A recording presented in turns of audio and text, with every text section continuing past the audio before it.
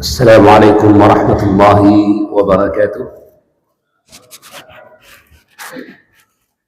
الحمد لله على إحسانه وشكر له على توفيقه وامتنانه. أشهد أن لا إله إلا الله وحده لا شريك له تعظيما لشأنه، وأشهد أن محمدا عبده ورسوله الداعي إلى رضوانه، وصلى الله وسلم وبارك عليه وعلى آله وأصحابه وإخوانه. أما بعد، إخواني في الدين أعزني الله وإياكم. Alhamdulillah, kita bertemu kembali dalam kajian kita membahas kitab Tauhid alladzi huwa haqqullahi 'alal 'abid. Kitab yang membahas tentang kewajiban setiap hamba untuk beribadah kepada Allah, mentauhidkan Allah dalam peribadatan tersebut. Dan kita masih pada bab firman Allah Subhanahu wa ta'ala, "Fala taj'alu lillahi andadan wa antum ta'lamun." Ayat ke-21 dari surah Al-Baqarah, 22.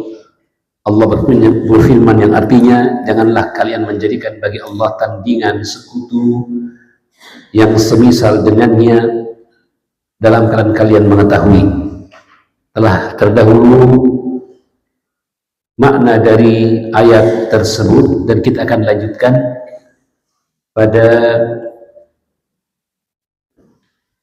fawaid, faidah-faidah yang disebutkan oleh penulis kitab Al-Jadid fi syarhi kitab Tauhid, dari dalil yang pertama dari kitabullah yang disebutkan oleh penulis kitab Tauhid.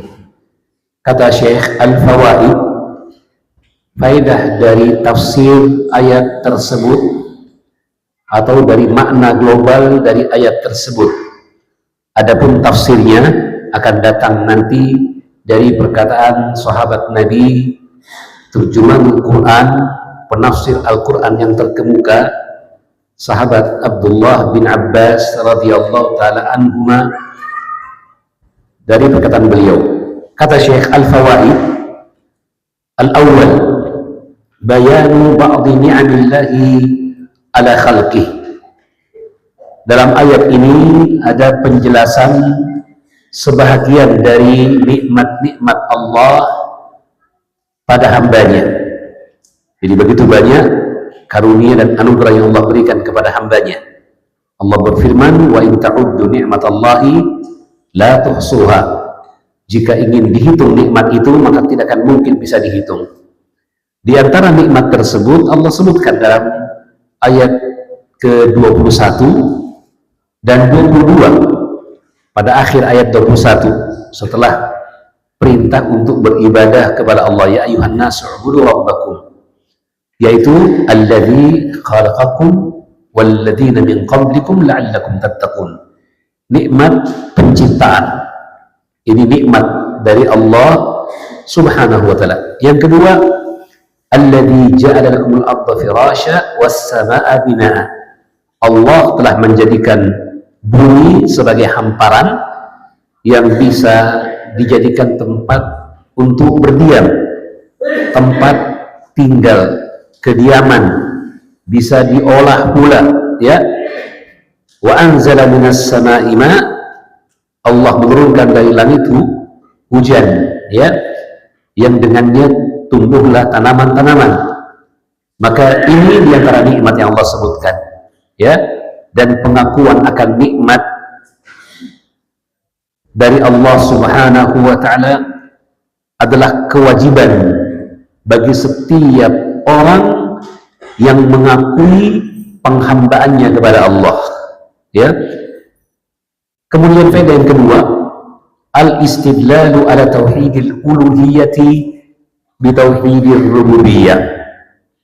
Dalam ayat ini ada pendalilan terhadap tauhid uluhiyah, pendalilan akan kewajiban menyembah hanya kepada Allah di tauhid ar-rububiyah, pendalilan akan wajibnya mentauhidkan Allah dalam ibadah dengan pengakuan akan sifat rububiyah Allah.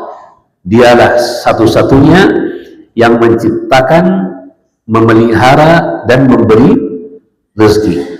Ya, apa yang disebut dengan kalimat yang lain oleh para ulama bahwa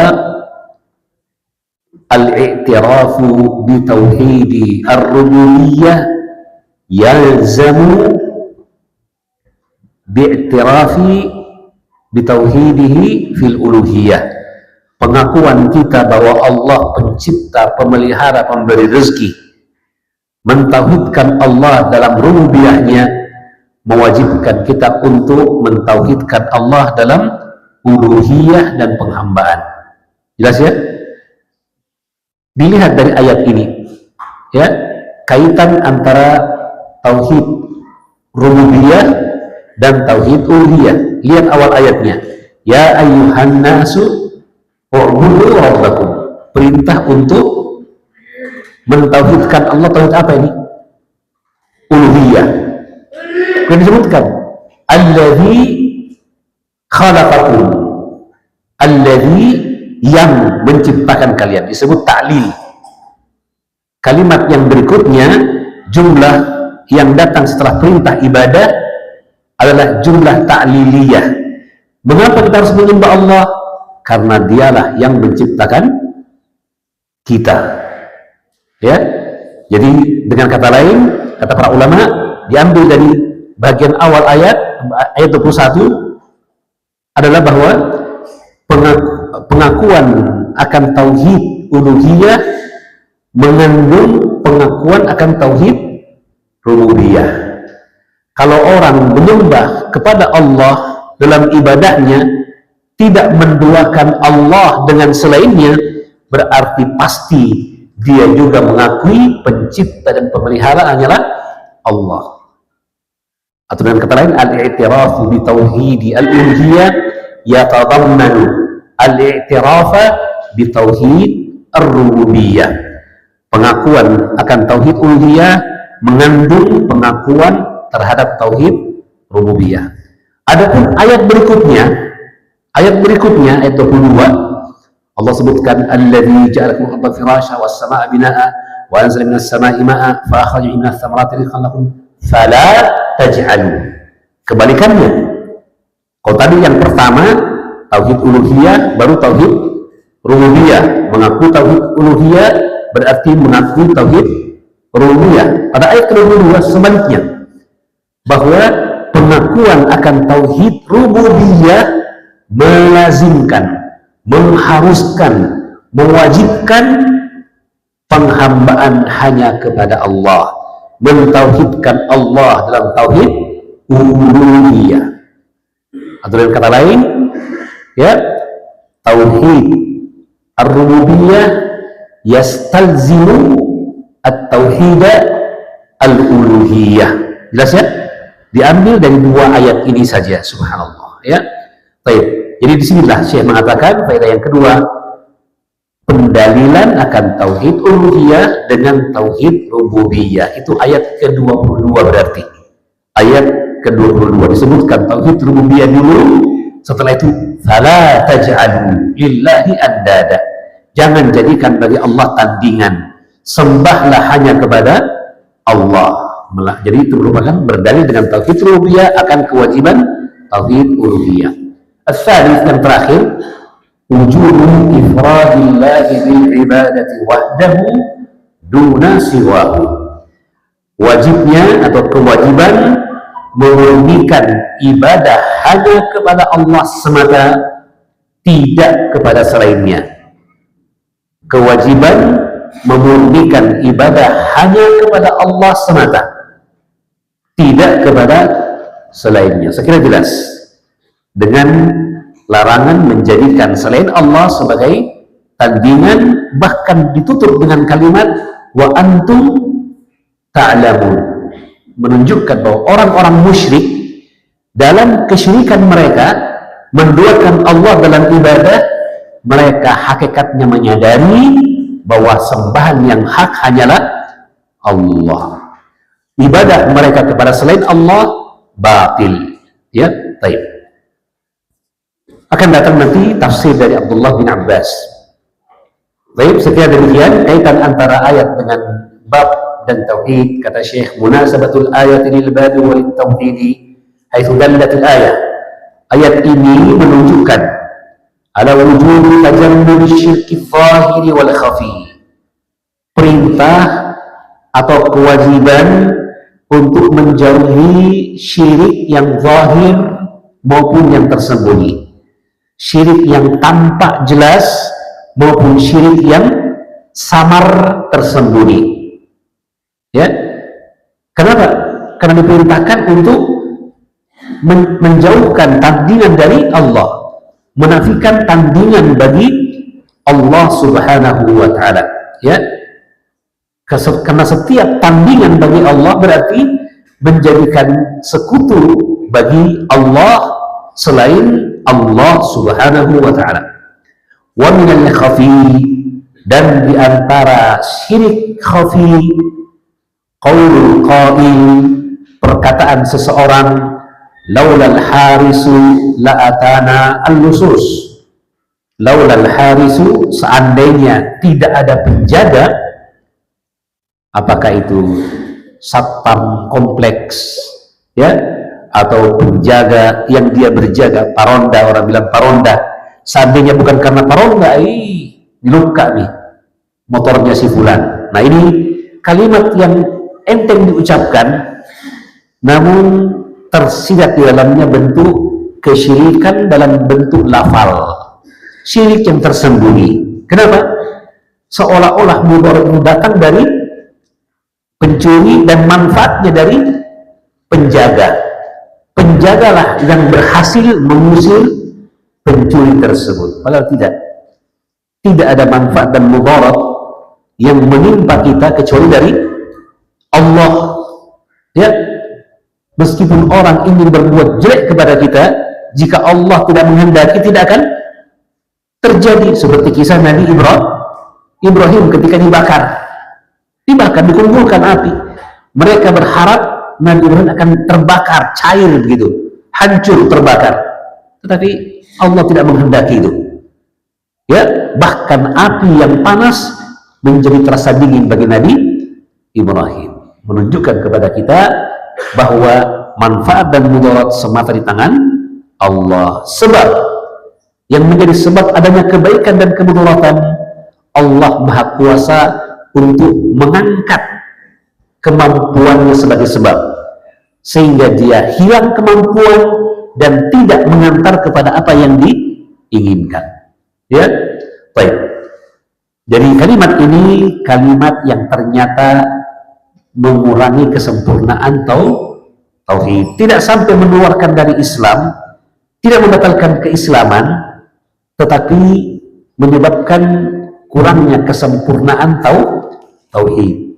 Laula al-haris, kalau bukan karena penjaga, la atanan lusus, pasti akan datang pencuri ke rumah kami. Ya, baik, akan datang lebih lanjut contoh-contohnya dalam riwayat Abdullah bin Abbas radhiyallahu taala anhu. Baik, kita selanjutnya masuk kepada dalil yang kedua yang disebutkan oleh Syekh, yang dia adalah tafsir dari sahabat Abdullah bin Abbas. Dinukilkan dari Abdullah bin Abbas dalam tafsir Ibnu Abi Hatim. Dalam tafsir Ibnu Abi Hatim, beliau berkata, qala Ibnu Abbas fil ayati radhiyallahu taala anhuma. Sahabat Abdullah bin Abbas berkata tentang ayat ini, Al-Baqarah ayat 22. Tentunya kita ingat kembali pembahasan pekan terdahulu bahwa ayat ini sebenarnya berkaitan dengan syirik akbar, syirik besar yang mengeluarkan dari Islam. Namun kita dapatkan tafsir Ibnu Abbas, ternyata dia membawanya pula kepada tafsir syirik kecil. Syirik kecil, dan ini tidak masalah, ya. Tentunya dengan hukum yang berbeda masing-masing antara syirik besar maupun syirik kecil. Tentunya kita masih ingat perbedaan syirik besar dengan syirik kecil, ya. Berkata beliau, al-andadu huwa syirku. Andad yang dilarang untuk kita jadikan tandingan bagi Allah, fala taj'alu lillahi andada. Jangan mengangkat bagi Allah tandingan-tandingan. Tandingan yang dimaksud, kata Ibnu Abbas, adalah asyirk, perbuatan syirik. Ya, akhfa min dabibin namli ala safatin sauda fi dhulmatil lail.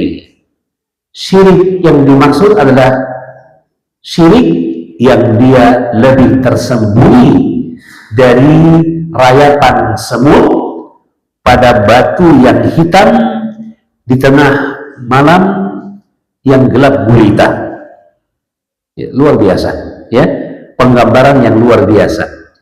Ya, syirik yang tersembunyi, lebih tersembunyi dari rayapan semut pada batu.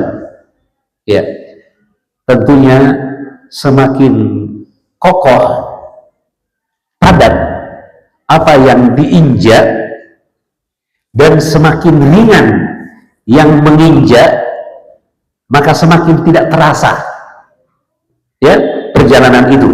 Ya, seperti misalnya jalan yang keras kemudian dilewati oleh sepeda kecil atau motor listrik, ya, maka yang ringan boleh jadi tidak akan berbekas ban dari sepeda tadi di jalan yang keras tadi. Ya, sebaliknya jika motor atau apalagi mobil tank misalnya, maka pasti akan berbekas sekalipun tanahnya yang diinjak keras, kan gitu ya. Semakin besar bobot, semakin terasa injakan. Semakin ringan atau tidak padat yang diinjak, semakin tampak bekas yang lewat, kan begitu kan? Nah, bayangkan batu yang keras dilewati oleh semut yang kecil, bobotnya ringan, ya. Kemudian batu yang dilewati, batu yang hitam, semut yang lewat, semut yang hitam. Dari warna tidak ketahuan, dari bobot dan massa juga tidak terasa.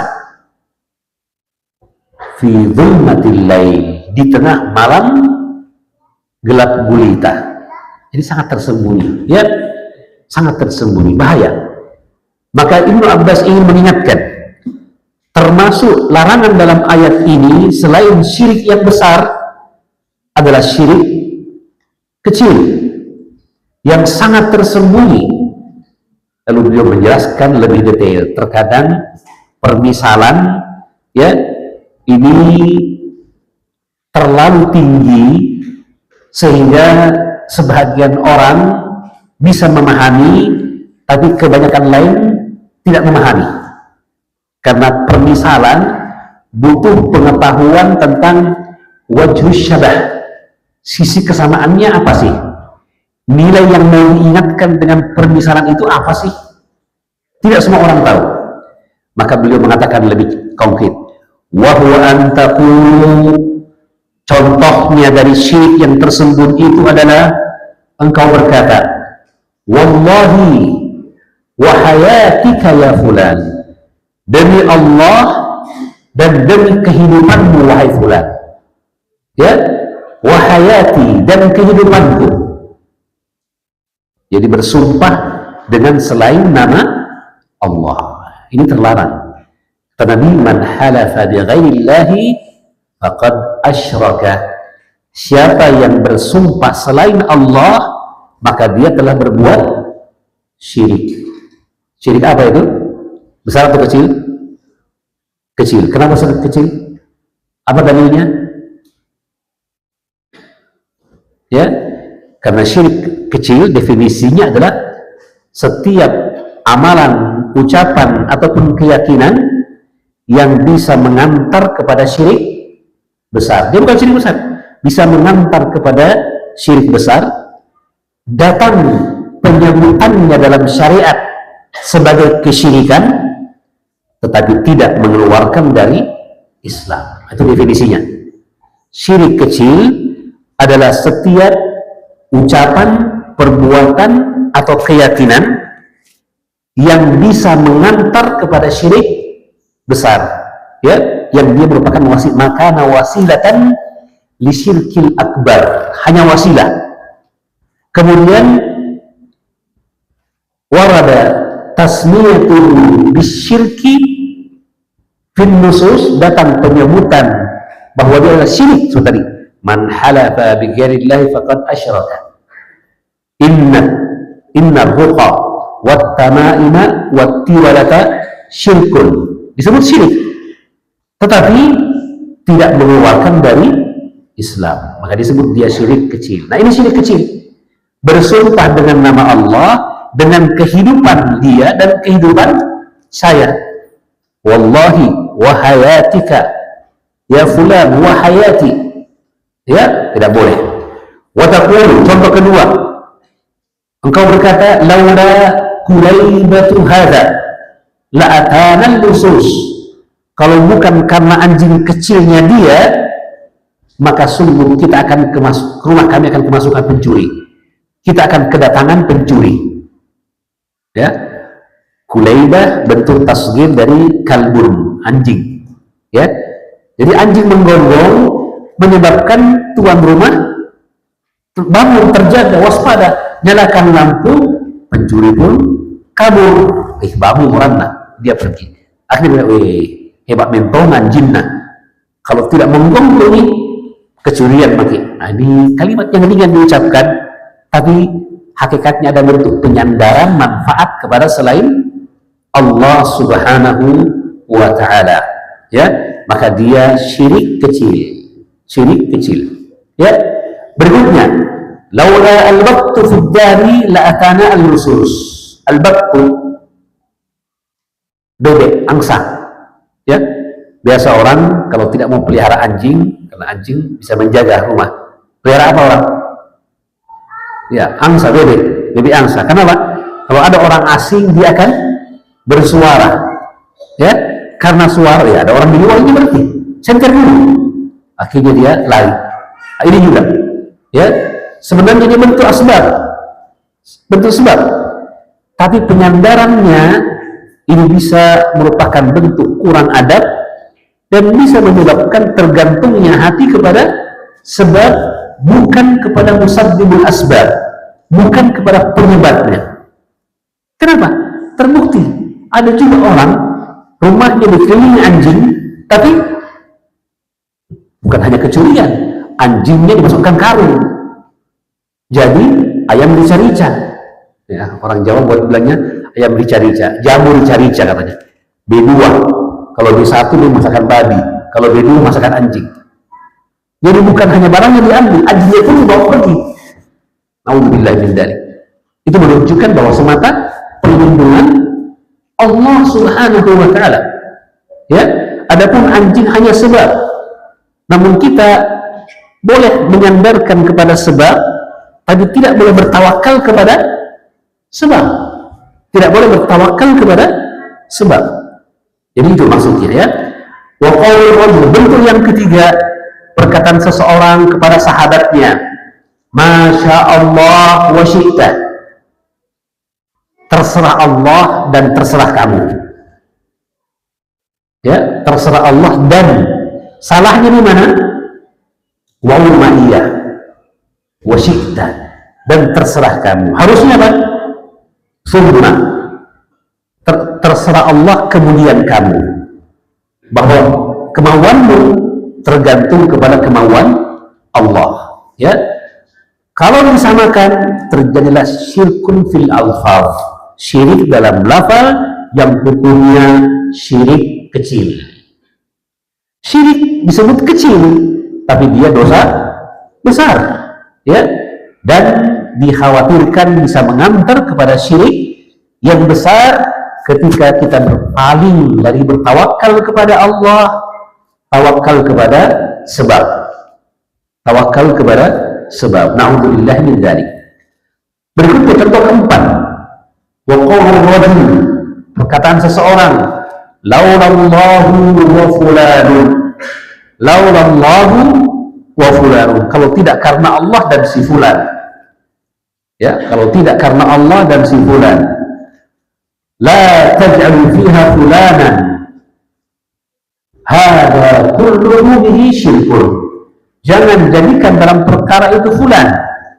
Semuanya ini adalah bentuk dari kesyirikan. Tetapi ingat, syirik apa dia? Ya, bahwa Ibnu Abbas sedang mencontohkan syirik kecil. Kenapa? Karena belum di awalnya. Akhfa min dabibin namli ala safatin sauda fi dhulmatil lail. Jadi beliau sebutkan syirkun khafi.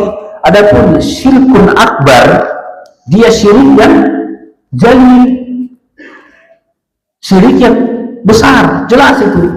Makanya hukumnya lebih besar. Jelas ya?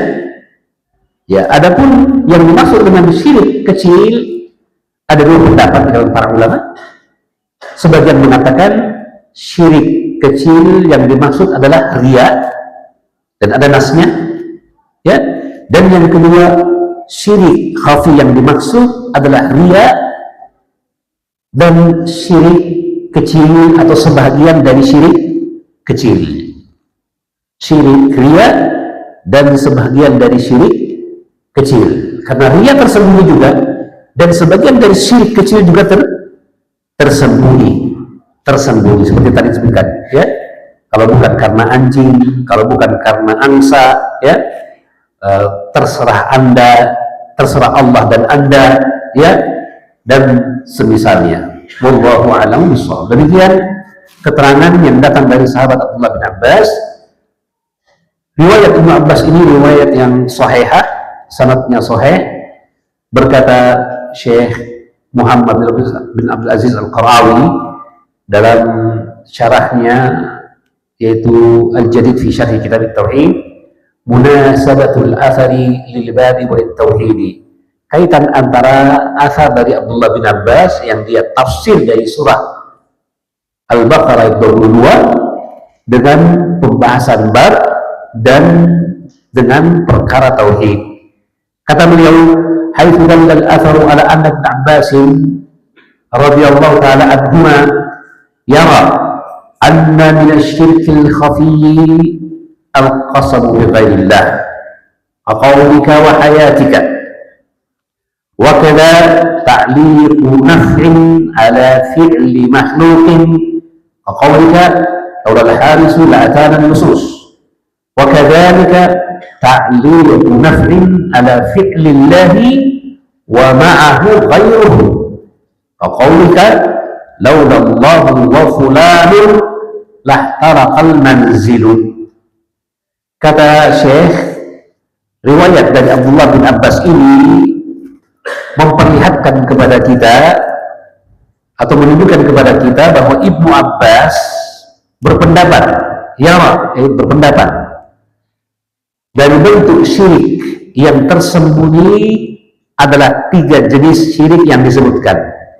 Pertama, al-qasamu bi ghairillah.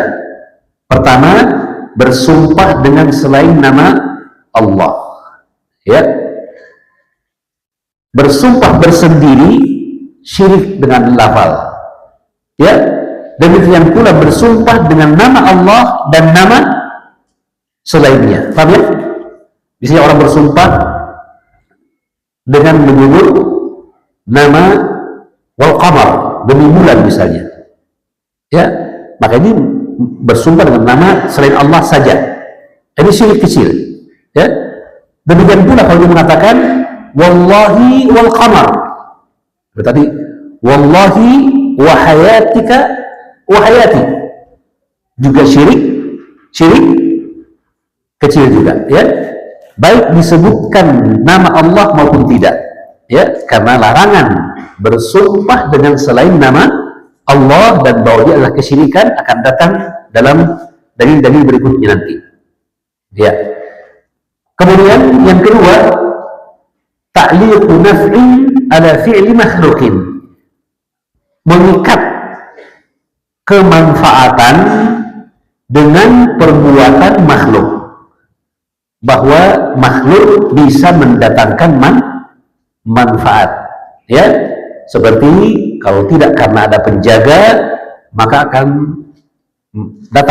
mendatangi kita pencuri, perampok dan semisalnya, ya. Jadi di sini mengaitkan manfaat dengan perbuatan seorang hamba. Sesungguhnya penyandaran perbuatan yang mendatangkan manfaat kepada yang melakukannya atau menjadi sebab ini tidak ada masalah, asalnya tidak ada masalah, ya. Tetapi ketika dia berkaitan dengan manfaat yang besar, dikhawatirkan berpalingnya hati kepada sebab tadi, dari tawakal kepada Allah Subhanahu wa ta'ala.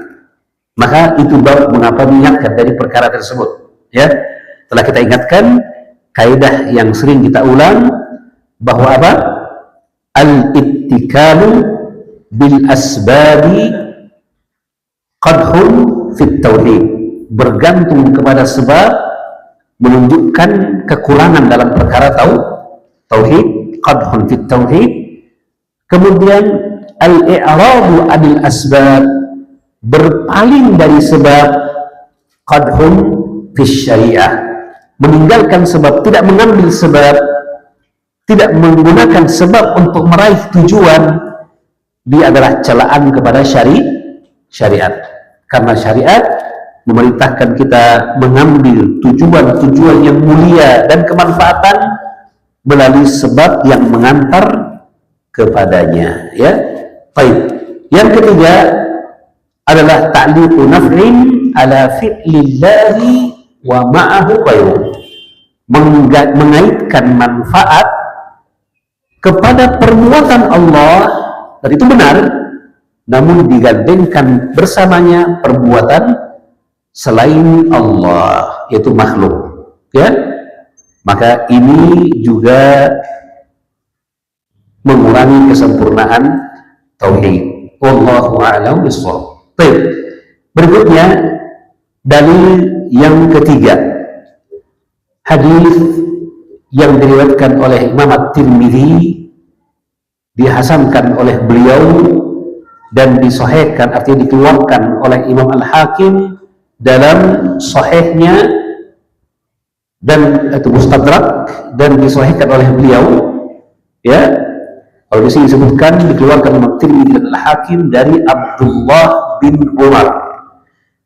Jadi bukan dari Umar bin Khattab, tapi dari Abdullah bin Umar. Rasulullah bersabda, "Man halafa bi ghairillahi faqad kafara aw asyraka." Barang siapa bersumpah dengan selain Allah, maka dia telah kufur atau telah berbuat syirik. Dia telah kufur atau berbuat syirik. Baik. Penjelasan kalimat dari hadis ini, kafara ay kafara kufra juhudin mukhrijin minal billah. Faqad kafara, dia telah kafir, yaitu kafir juhud, kafir pengingkaran, ya.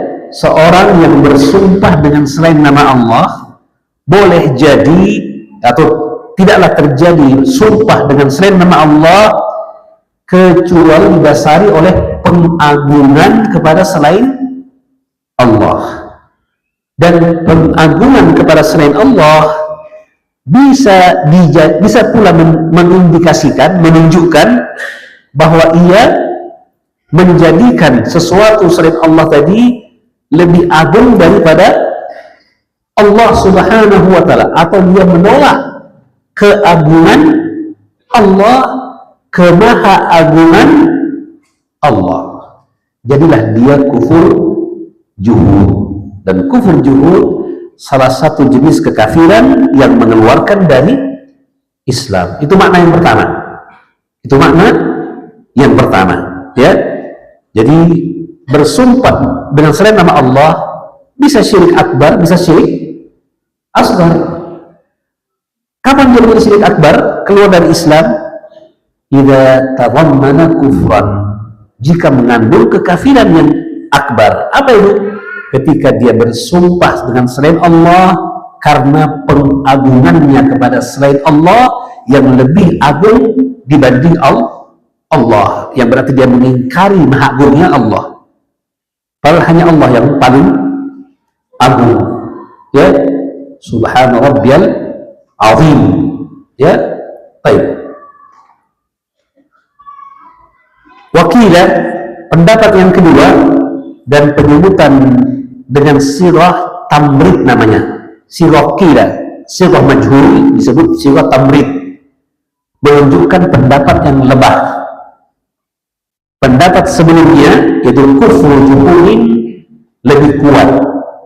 Pendapat yang kedua disebutkan dengan kalimat wakila, kila bentuk majhul, ya, atau disebut hikayatu qaulin dhaif, penukilan menceritakan pendapat yang lemah. Artinya pendapat yang kedua yaitu kufrun duna kufrin, kekafiran yang tidak mengeluarkan dari Islam, itulah syirik kecil, ya. Dia tetap mengagungkan Allah Subhanahu wa taala dan dia mengakui Allah Maha Agung, tapi dalam lafalnya dia menggunakan sumpah dengan menyebut nama selain Allah, ya. Maka terjadi syirik dalam lafal, syirik kecil yang dia merupakan kekafiran yang tidak mengeluarkan dari Islam, kufur asghar. Faqad kafara au asyraka ay abida ma'allahi ghairahu, dia beribadah bersama Allah selain Allah, artinya menyekutukan. Au, kata au, ya, huruf ataf au litakhir, menunjukkan pilihan ini atau itu. Kata Syekh, syakkun minar rawi, yang ragu di sini adalah perawinya, bukan Ibnu Umarnya, bukan sahabiyatul hadis. Au takunu bimakna al-wawi, dan boleh jadi au dalam hadis ini bukan berarti takhir, bukan berarti pilihan. Au berarti wow, ya. Au berarti wow, yang berarti ma'atof, ya, yang dia kufur atau syirik. Kufur atau syirik. Kalau kufurnya akbar, berarti syiriknya juga akbar. Kalau kufurnya asghar, berarti syiriknya juga syirik akbar. Karena keduanya terkait, keduanya dimaksud syirik dan kufur ini, dua-duanya adalah di antara perkara yang mengurangi kesempurnaan tauhid atau membatalkannya. Na'udzubillah min dzalik. Syarhul Ijmali, penjelasan global dari hadis Abdullah bin Umar riwayat Imam At-Tirmidzi dan Al-Hakim. Kata Syekh, yukhbiruna Umar, tepatnya Abdullah bin Umar, anna an-nabiy sallallahu alaihi wasallam akhbara fi hadzal hadits anna al-qasama bi ghairi Allah kufrun wa isyrakun ma'a Allah ghairah. Umar atau Ibnu Umar radhiyallahu taala anhuma mengabarkan kepada kita bahwa Nabi sallallahu alaihi wasallam mengabarkan dalam hadis ini bahwasanya bersumpah dengan selain nama Allah adalah kekafiran dan kesyirikan bersama Allah yang lainnya. Dia adalah kekafiran dan mengangkat tandingan bagi Allah dari selainnya, itu syirik. Mengapa demikian? Syekh menjelaskan alasannya, disebut taklil. Wa dzalika li'anna ma'nal qasami 'ala ta'zim. Yang demikian itu karena yang namanya sumpah dibangun di atas pengagungan. Karena itu para ulama mengatakan dalam Al-Quran terdapatkan Allah bersumpah dengan makhluknya, wal asri wasyamsi wa duhaha, ya, wal fajri wa layalin ashr. Allah bersumpah dengan apa yang Allah kehendaki dari makhluknya. Kaidahnya apa? Innal qasama mabnaha ala ta'zim. Bahwa namanya sumpah dibangun di atas pengagungan. Ya, buktinya apa? Kalau orang ingin dibenarkan ucapannya, ya, dan kita atau ingin diminta jaminan akan kebenaran ucapannya, dia pun disuruh bersumpah untuk mengagungkan supaya apa yang dia katakan punya nilai tinggi, ibarat stempel. Betul jago itu, Allah ya, betul nggak? Serius ini, dia bersumpah, ya, mengangkat persaksiannya menjadi bernilai tinggi. Kenapa? Karena dia bersumpah dengan menyebut zat yang maha agung, ya, zat yang maha agung. Maka sumpah terkait dengan pengagungan, ya. Maka jika Allah bersumpah dengan makhluknya, kata para ulama tafsir, maka itu adalah adanya manfaat yang besar, dan Allah ingin memalingkan kita untuk memperhatikan manfaat dari apa yang Allah bersumpah dengan menyebut apa yang Allah kehendaki dari makhluknya. Paham ya? Contoh misalnya tentang Dzulhijjah, wal fajri wa layalin ashr wasyaf'i wal watar. Kata para ulama tafsir, dia tentang malam-malam 10 awal Dzulhijjah. Berarti ada pengagungan siapa? Apa yang diagungkan? Amalan-amalan yang disyariatkan dan seterusnya. Paham ya? Perhatikan itu. Wal asri, demi masa. Mengapa Allah bersama dengan masa? Sudah menyebutkan bahwa manusia dalam kerugian kecuali yang beriman, amal soleh, dan berdakwah serta beramal, bersabar dalam dakwahnya. Kenapa? Karena waktu adalah mahallul amal, tempat beramal. Ya, selalu ada kaitan. Nah, demikianlah kalau seorang bersumpah dengan selain nama Allah. Wa ta'dhimu min khasa'isir rabbi, dan pengagungan adalah diantara apa yang menjadi kekhususan Allah subhanahu wa ta'ala. Wa sarfuhu li ghairillahi syirkun, dan memalingkan kepada selain Allah adalah kesyirikan. Tentunya maksud adalah ta'dhimu al-mutlaq, pengagungan yang mutlak. Kalau tidak, sekali lagi, bahwa Allah subhanahu wa ta'ala mengagungkan siapa yang layak untuk diagungkan. Ya, kita sendiri mengakui adanya sesuatu yang agung yang diperintahkan kita untuk diagungkan, dibesarkan, misalnya, ya. Seperti hadis Nabi, laisa minna man lam yajulla kabirana walam yarham sagirana walam yu'ta li'alimina haqqah. Bukan dari golongan kami orang yang tidak memuliakan orang yang lebih tua, tidak merahmati yang lebih muda, dan tidak memberikan hak orang yang berilmu. Ya, ya. Juga dalam Al-Quran ada, ya, tentang ta'zimu ma yastahiqqu ta'zim, pengagungan yang berhak diagungkan. Tetapi keagungan mutlak hanyalah milik siapa? Allah Azza wa Jalla. Ya, demikian mungkin yang bisa kita sampaikan.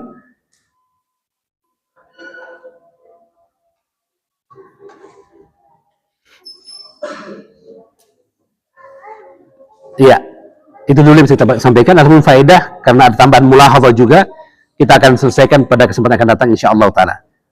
Semoga bermanfaat. Yang benar dari Allah subhanahu wa ta'ala.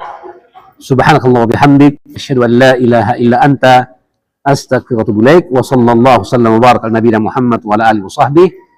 Wa akhiru da'wana anil hamdulillahi rabbil alamin. Wassalamualaikum warahmatullahi wabarakatuh.